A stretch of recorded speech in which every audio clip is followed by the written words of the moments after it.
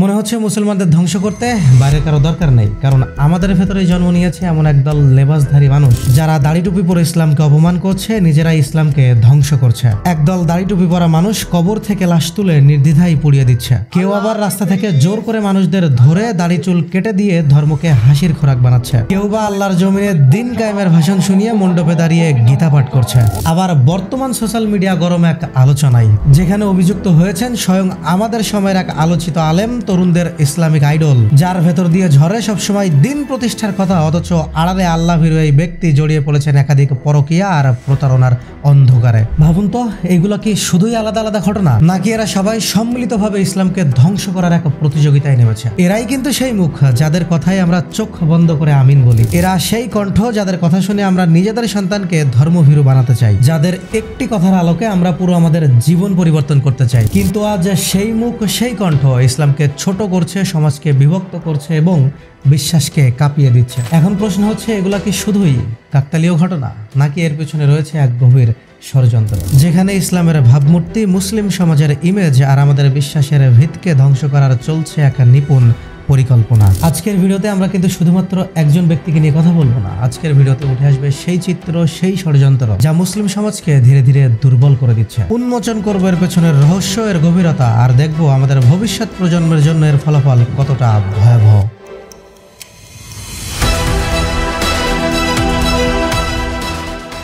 আসলে এই সমস্ত সমস্যার গোড়ায় কিন্তু আছে একটাই জিনিস, ধর্মকে ব্যবহার করা হচ্ছে ব্যবসার হাতিয়ার হিসাবে। আজকাল আমাদের সমাজের বেশিরভাগ মানুষ কিন্তু ইসলামকে মানছে না আমল করার জন্য, বরং ইসলামকে ব্যবহার করছে পাওয়ার, জনপ্রিয়তা আর টাকা কামানোর জন্য। আপনি যদি একটু খেয়াল করেন তাহলে দেখতে পাবেন এরা বাইরে থেকে নিজেদেরকে যতটা আল্লাহ ভীরু দেখায়, ভেতরে এরা ততটাই লোভ আর কামনায় ভরা। ধর্মের আড়ালে রাজনীতি, ধর্মের আড়ালে বাণিজ্য, ধর্মের আড়ালে ব্যক্তিগত সম্পর্ক চালানো, সবই এদের মূল খেলা। আর ফলাফল আমরা সাধারণ মুসলমানরা আসল দিন কোথাও পাই না, বরং পাই বিভ্রান্তি, পাই মিথ্যা প্রতিশ্রুতি আর মুখোশধারী ইসলামের চেহারা। আর এটাই সেই ফাঁদ যেখানে মুসলিম সমাজ বারবার আটকে যাচ্ছে। যে আলেমকে আমরা আমাদের সন্তানের সামনে দাঁড় করিয়ে দিয়ে বলি তার মতো হও, যার বক্তব্য শুনে হাজারো তরুণের চোখে আল্লাহর ভয় নেমে আসে, যে মানুষ আমাদের শেখাই পরকীয়া থেকে বাঁচতে, হারাম সম্পর্ক থেকে দূরে থাকতে। যদি বিবাহিত কোনো ব্যক্তি জেনা করে ফেলে, তারপরেও যদি তার এই মামলাটা ইসলামিক কোর্টে চলে আসে, তাহলে তাকে রজম করতেই হবে, বেঁচে থাকার অধিকার নাই। আজ যখন সেই মানুষটি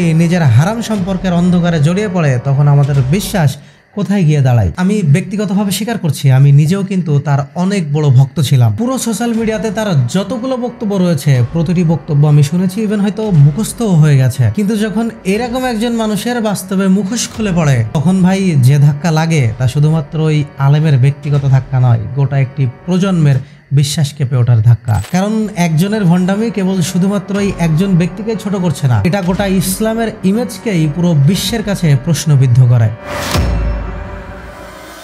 এখন বিষয়টা তো আপনারা সবাই জানেন, আমাদের সবার আইডল আবু তোহা আদনান হুজুরের পরক্রিয়া প্রেমের ঘটনা, যেটা তার নিজের স্ত্রী তার নিজের অফিসিয়াল ফেসবুক পেজের মাধ্যমেই উন্মোচন করেছে। পরবর্তীতে অবশ্য সেই পোস্ট ডিলিটও করা হয়েছে। অবশ্য আজকে আবার তার স্ত্রীর সেই ফেসবুক পেজ থেকে আবারও একটি নতুন পোস্ট আপলোড করা হয়েছে। কেউ কেউ সেটা দেখে অবশ্য তৃপ্তি পেয়েছেন, কিন্তু ম্যাক্সিমাম নেটিজনদের রিয়াকশন তাকে নিয়ে অন্যরকম। আর ভাই এই বিষয়টাও যথেষ্ট ঘোলাটে। আমাদের কাছে যে সোর্স আছে, চাইলে সমস্ত কিছু আমরা প্রুফ করতে পারতাম, কারণ হুজুরকে উদ্দেশ্য করে যে পোস্টটি দেওয়া হয়েছিল সেটি প্রায় 2 ঘন্টা অনলাইনে ছিল। কিন্তু এরই মাঝে ঘটে গেছে অনেক জল্পনা আর কল্পনা, যা এই প্রিয় হুজুরের ব্যক্তিত্বকে প্রশ্নবিদ্ধ করে। কিন্তু আমি প্রমাণ করছি না, কারণ আজকের ভিডিওতে আমরা শুধুমাত্র তাকে নিয়ে কথা বলার জন্য আসি নাই। আজকের ভিডিওতে উঠে আসবে দাড়ি টুপি পরে আলেমরা সবাই মিলে যে ইসলামকে ছোট করার এই প্রতিযোগিতায় নেমেছে। আমরা দেখবো এই পুরো ইকোসিস্টেমের পিছনে আসলে কোন ষড়যন্ত্র কাজ করছে। একজন দাড়ি টুপি পরা আলেম যখন পরকীয়ায় ধরা পড়ে, একদল তথাকথিত দিনদার যখন লাশ পুড়িয়ে দেয়, তখন শুধুমাত্র কিন্তু তার ব্যক্তিগত ইমেজই নষ্ট হয় না, এর আঘাত লাগে পুরো মুসলিম সমাজে। ভাবুন তো, যখন পশ্চিমা গণমাধ্যমে এগুলো প্রচার করে, তখন তারা কি বলে প্রচার করে? তারা কি বলে অমুক এই ভুল কাজ করছে? না, তখন তারা বলে মুসলিমরা এমন কাজের সাথে জড়িত আর ইসলাম এমনই।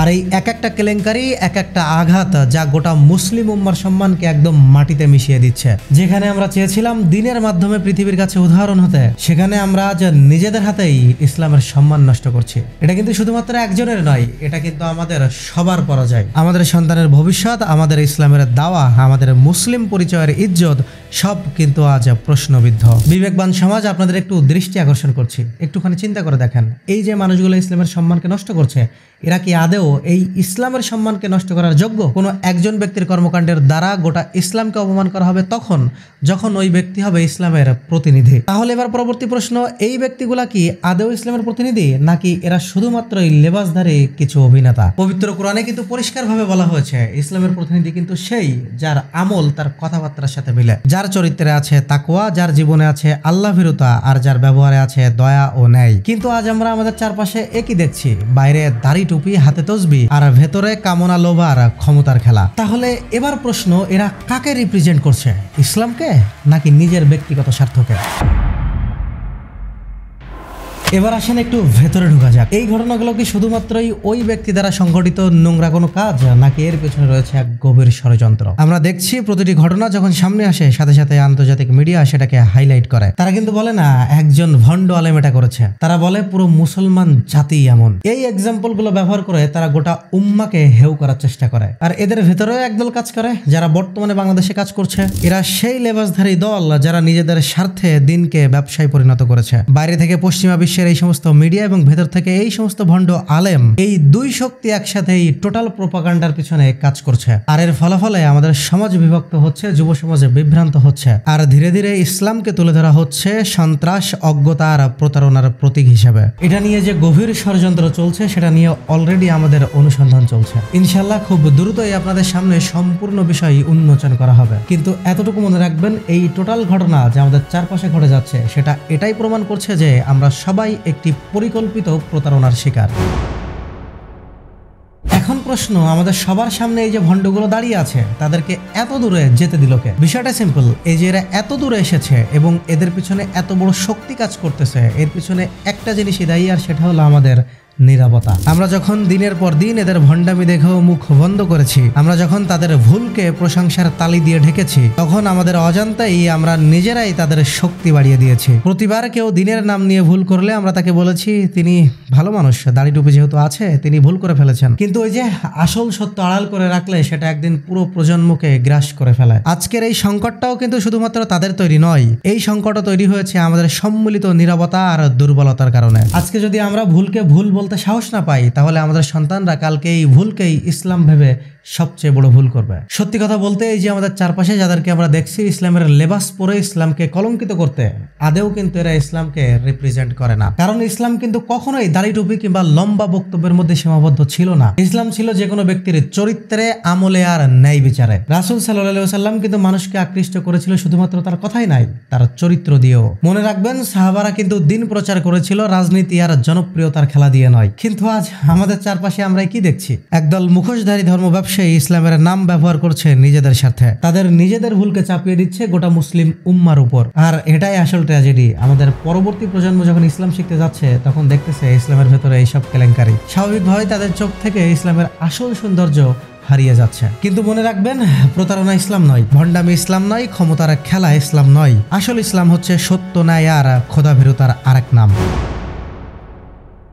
এখন প্রশ্ন, আমরা কি করব? আমরা কি সব নীরবভাবে সহ্য করব, নাকি ইসলামের আসল সৌন্দর্য মানুষের মধ্যে তুলে ধরব? উত্তরটাও সিম্পল, অবশ্যই আমাদের সবার উচিত আমাদের পরবর্তী প্রজন্মের কাছে আমাদের ইসলামের সৌন্দর্যটাকে সুন্দরভাবে রিপ্রেজেন্ট করা। সর্বপ্রথম আমাদের এই লেবাসধারীদের চিহ্নিত করতে হবে। কারো লেবাস, কারো বক্তৃতা আর কারো জনপ্রিয়তা দিয়ে আমরা যেন তাদের দ্বারা প্রতারিত না হই। আমাদের দেখতে হবে তাদের কাজ, তাদের চরিত্র কতটা দিনের সাথে মেলে। দ্বিতীয় কাজ, আমাদের নিজেদের চরিত্র, নিজেদের আমল, নিজেদের সততা, এসবের মধ্য দিয়ে এই ইসলামকে আমাদের নিজেদেরই রিপ্রেজেন্ট করতে হবে। এখানে আমরা একটা গন্ডগোল করে ফেলি, আমরা মনে করি ইসলামকে বাঁচানোর দায়িত্ব শুধু মনে হয় আলেমদের। কিন্তু পবিত্র কোরআনে আল্লাহ সুবহানাহু ওয়া তাআলা কিন্তু পরিষ্কারভাবে বলেছেন ইসলামকে বাঁচানোর দায়িত্ব প্রতিটি মুসলমানের। তাহলে ভিডিও শুরুতেই যে আলেমের মুখোশ খুলে পড়ার বিষয় উন্মোচন করে আমরা ভিডিওটি শুরু করেছিলাম, অর্থাৎ আবু তোহা নামের তরুণদের আইডল যিনি এখন পরিণত হয়েছেন কলঙ্কে, তার নিজের এই ব্যক্তিগত বিষয়কে আমরা দীর্ঘায়িত করিনি, কারণ এই সম্পূর্ণ ভিডিওর মাধ্যমে আমরা বোঝাতে চেয়েছি যে এই ভিডিও শুধুমাত্র কোনো একজন ব্যক্তির উপরে নয়, আমরা তুলে ধরতে চেয়েছি টোটাল ইকোসিস্টেমকে। আর ওই যে বললাম,